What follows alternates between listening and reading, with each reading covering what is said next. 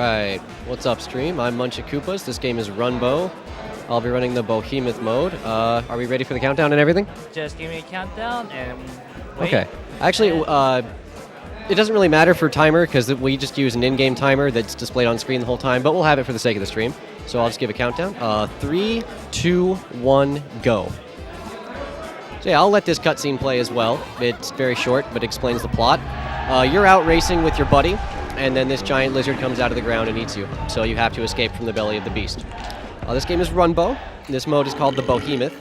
It's the main single-player mode. It doesn't save your progress, as it says there. So if I die, I go back to the beginning of the level. Right here, I'm going to ground pound to descend faster. So in this game, I have a double jump and I have an attack button. I can punch, or I can ground pound, or I can do this air dash thing, which is what I'll be doing throughout most of the run. So this game is this mode is pretty much just a bunch of really hard platforming levels, just designed to test the player. This game mainly features multiplayer with up to 9 players, local or online. Features a ton of indie game characters. I'm dead. That's okay. Also, every time you die, it berates you with some sort of message. But as far as mechanics go, the background color will change, as you can see, and that will eliminate any platforms or objects in the foreground of that same color. And so for a little while, we'll just have this red and white, as it's themed to be like blood cells or something, since we're inside this giant lizard. Alright, first level down. As far as my jumping goes, I obviously have this jump as well as a double jump, and I also have this dash thing that comes from the attack button. Just attack and a direction will make me dash in that direction. So for resetting my double jump or the dash, I have to land on a platform. That's the only thing that resets the double jump and the dash. And I have to do my jumps in the order jump, double jump, dash. I can't jump, dash, and double jump. So most of the levels are pretty much just find a pattern that works to try and get through them. So I just try to set up the same thing every single time I play through the level.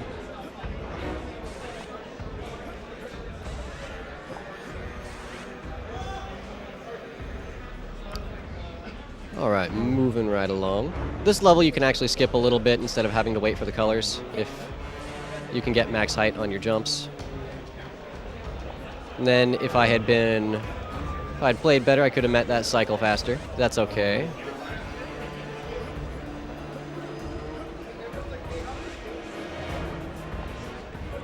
And you will hear the same musical track throughout this whole mode. This mode just features one musical track that's just kind of designed to build tension and be kind of overbearing to add to the stress of the situation. The rest of the music in this game is based on old 60s jazz and surf rock, and it's pretty kickin'.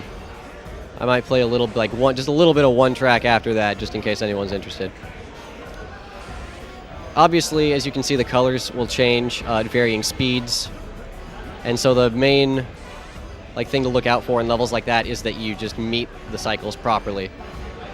A lot of the times the platforms will either be one color for a while or they'll alternate every single one. That last one was the only one that just has sets of 2.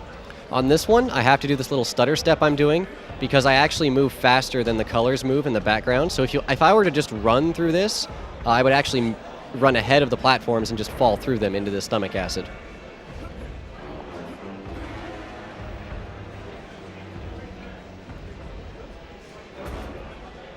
Right here, it's all double jumps. It'll be white platforms for a while, and then it'll be red platforms. In the multiplayer of this game, there are more colors. You can change between a bunch of different color palettes to suit your mood. As far as multiplayer, how it works in this game, the main mode is a race mode, kind of like the game Speedrunners. And you have items like in Mario Kart. There's one that flips the screen upside down and I did that wrong, but it makes all your inputs reversed. There's one that will change the spots of 2 players on screen.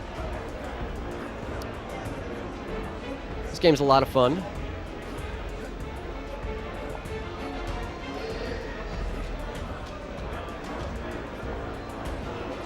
Just gotta be careful right there.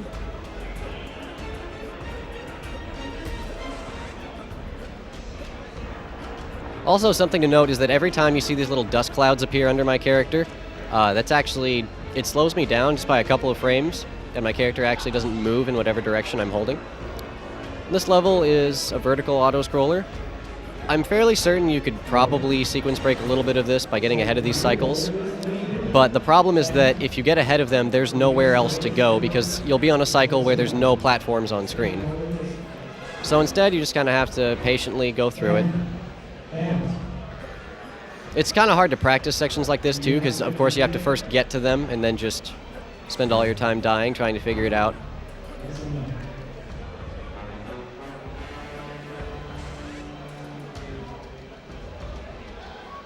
And so as the game progresses, they just kind of build up on the same mechanics in each level.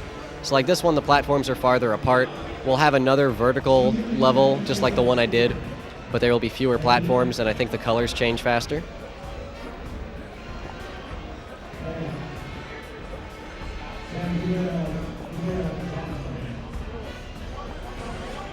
And almost done. And we're there.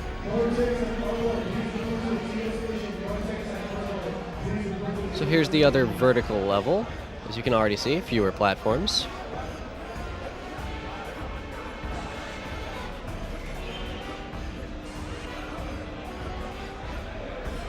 Ooh, almost messed up there. Right there, you can skip those platforms. This level is all based on the double jump and dash. And again, just like in the earlier level where I was running along those long platforms, I have to be careful to not get ahead of the color cycle, otherwise I will completely miss the platform. Perfect, first try.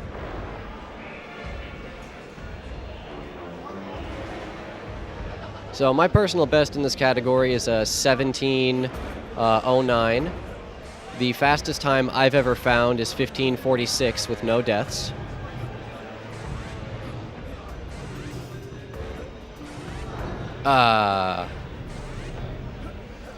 This level is really hard because the waterfalls move at varying speeds, and then there's obviously that spike ball. I'm happy I didn't die on that level. I usually die a few times. Now we'll have a few levels like this where I'm just going over these rotating spike balls. So the pattern is pretty much the same. You either hop on the reds to the whites to then go back like this to then hop onto the next platform because you'll meet the cycles properly. It's the safest way to get through.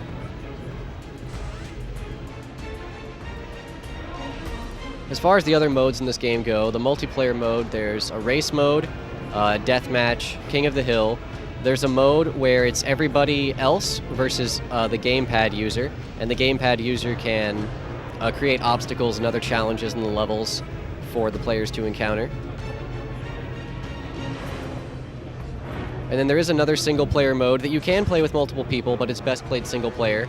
It's 144 different themed challenges, as well as one really hard boss level. But speedrunning that would take a lot longer because there's obviously a lot more challenges. And this mode is actually much harder than some of those challenges.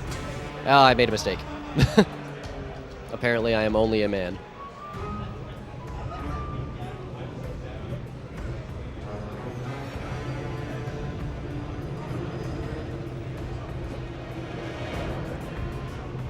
Oh! That's unfortunate.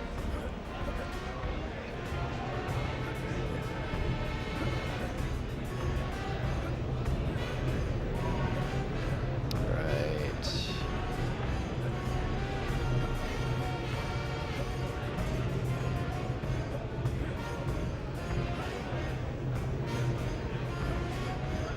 And we're good. As far as what controllers work, and you might be wondering, how do you get 9 players on the Wii U at once? Well, you have to use the gamepad, and then a Pro controller will work, but for 9 players, the best way to set it up is to have the gamepad user, and then 4 Wii remotes. Oh no. But the gamepad user is 1, then you have 4 Wii remotes, and then any thing that can connect to a Wii remote can also be used as a controller. So a nunchuck, classic controller, anything like that. Because all you really need is jump and the attack buttons. And obviously some way to move, which the nunchuck, of course, has a control stick on it. So now we have a few more colors added to the palette. And as you can see, they whatever color it is makes the blocks or the spikes up top null and void. This mode, in some cases, is all about patience more so than tricky platforming. Like, if you're good at platforming games, it definitely helps.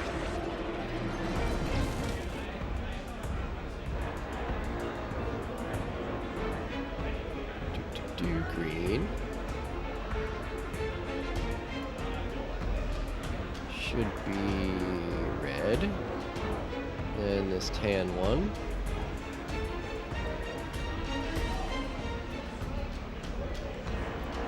And we're done with that one. Let's see.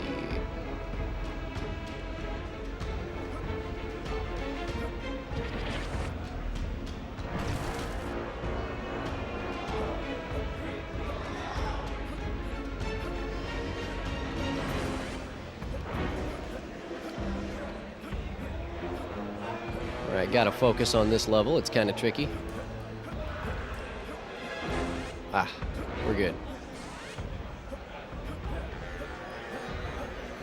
Also, there is a donation incentive we have out right now. If you donate $50, I will get 7 of my closest friends here at the event to join me for some multiplayer, I believe. So if you'd like to see a bunch of speedrunners play a game for the first time and probably laugh a lot, you know, donate for that. It goes to a good cause. Reminder, we're raising money for Charity Water, who help give underdeveloped countries and villages some clean drinking water. I unfortunately died there.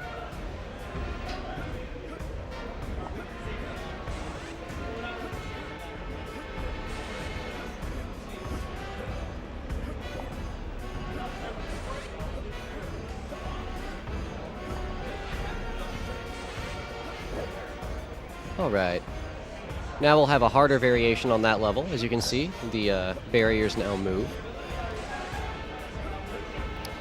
In levels like this, I actually have to be really careful that I don't get ahead of anything, because you can actually end up in the space where the color was or will be. So I could actually stand inside one of these bars if I time it right. More often than not, it will actually push you out of that area. And then I'll, of course, fall to my death, because there's nowhere else to go. This level is the only one that's pretty inconsistent. The color order is the same on every level, like that you go through when you go through it. What's different on this one seems to be the timing that they give you, because sometimes I'll go through this level and I'll just use the bottom 2 colors the whole time, or I'll get something like this where I end up having to use the top 2. Not a huge deal, just for whatever random reason it seems I can lose time here. It seems to vary between whether or not you've been playing the game, like whether or not you've had your console on for a little bit, or whether or not your Wii U is connected to the internet. It's very strange. Gotta focus here. This level's pretty easy. Just kind of match the colors, of course. And the next level is, in my opinion, the hardest level in the game. Glad I got that last one first try.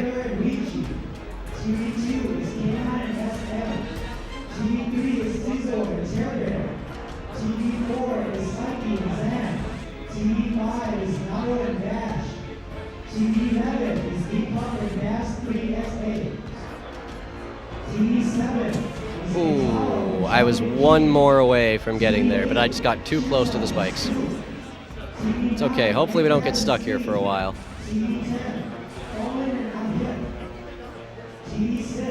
Okay, oh, good, we saved it.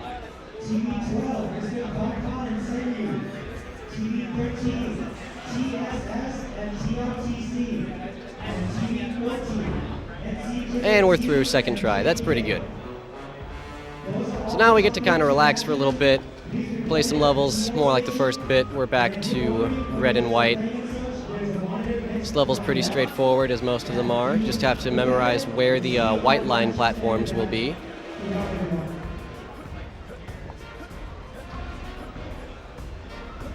And one more. We're in. This level, if you just use this same pattern, not that one. I did it backwards. Okay.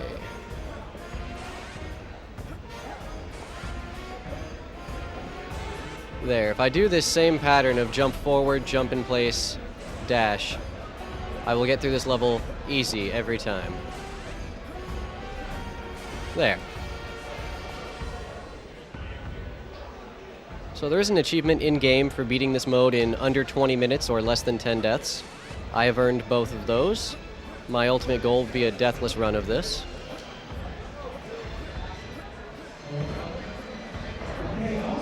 I like this level because it kind of reminds you of the fact that like you're inside the belly of this giant beast. Because as you noticed, everything is themed after like food or organs. This one's themed after obviously what I'm guessing is a spine or a rib cage or something. Now we'll have another one. This time the center platforms will change color. This level, it's really easy to die if you don't jump out from the platform first, or you can bonk on the wall. And that's what I'm talking about the colors either pushing you out or keeping you in them. All right, and we're good. Okay, now we have lasers. Why there's lasers inside the belly of a giant lizard, I have no idea. Anyway, if you're looking for a fun multiplayer game to play with on Wii U, this is definitely a good pick. I think it's about $15. There's a lot of content to be had. And the online multiplayer is pretty good. Connection is often very quality. This level's pretty hard because these jumps between the red platforms, like that, are some of the tightest in the game. You have to jump pretty much from the rightmost tip of each platform in order to not die. You also have to make sure you keep up with the color changes or the lasers will get you. Another unfortunate thing about death in this category is that obviously since you reset and you're stopped when you start, you don't have the same speed going in, so everything is actually delayed.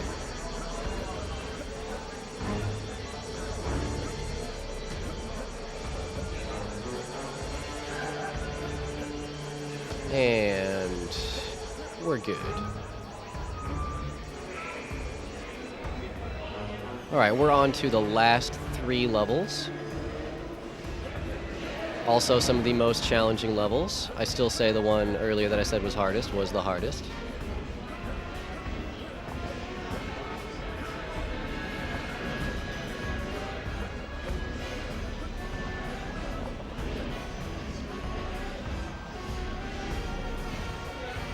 Solid time so far as I use the in-game timer up in the top right.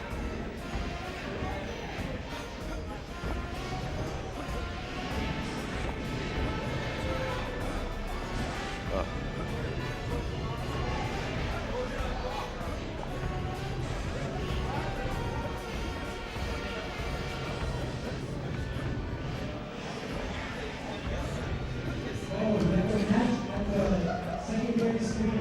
And we're through first try on the last and probably most difficult level, aside from that other one.